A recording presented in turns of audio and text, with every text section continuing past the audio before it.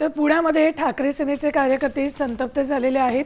पुण्यामध्ये उमेदवारी मिळाली नाही, त्यामुळे इच्छुक नाराज झालेले आहेत, नाराजी व्यक्त करत आहेत। पुण्यातल्या कार्यालयातले पोस्टर फाडले आहेत या सगळ्या कार्यकर्त्यांनी, इच्छुकांनी।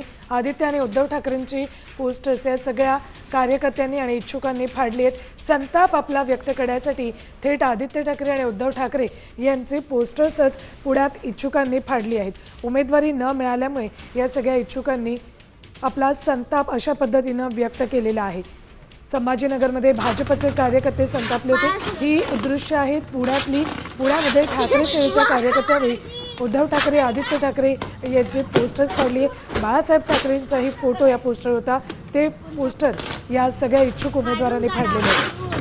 केवळ 1.5 तास आता हातात राहिलेला आहे आणि अशात अजूनही अनेकांना एबी फॉर्म मिळाले नाहीयेत। अशा परिस्थितीमध्ये ज्यांना आता आपल्याला उमेदवारी मिळणार नाही हे स्पष्ट झाले, त्या सगळ्यांनी अशा पद्धतीनं उद्धव ठाकरे, बाळासाहेब ठाकरे आणि आदित्य ठाकरे यांचे पोस्टर्स फाडले।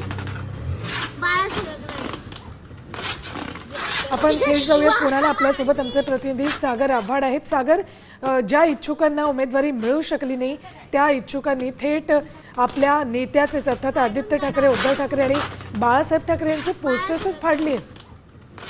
पुण्यामध्ये मोठी नाराजी जी आहे ती ठाकरे सेनेमध्ये पाहायला मिळते। त्यांनी उद्धव ठाकरे, आदित्य ठाकरे यांचे पोस्टर जे आहेत ते फाडलेले आहेत। अनेकांना उमेदवारी जी आहे ती नाकारलेली आहे असल्याने शिवसैनिकांमध्ये उद्रेक जो आहे तो पाहायला मिळतोय।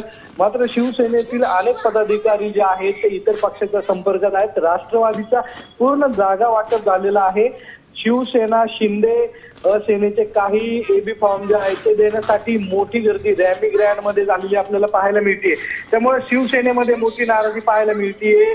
ठाकरे सेनेमध्येही मोठी नाराजी आहे। त्या काँग्रेसमध्येही अनेकांचे तिकीट जे आहेत ते नाकारलेले आहेत। ठीक, सागर धन्यवाद संपूर्ण माहितीसाठी। तर पुण्यातली ही दृश्य आहे, ठाकरे सेनेचे कार्यकर्ते संतापले आणि त्यांनी उद्धव ठाकरे, आदित्य ठाकरेंचे पोस्टर्स फाडले।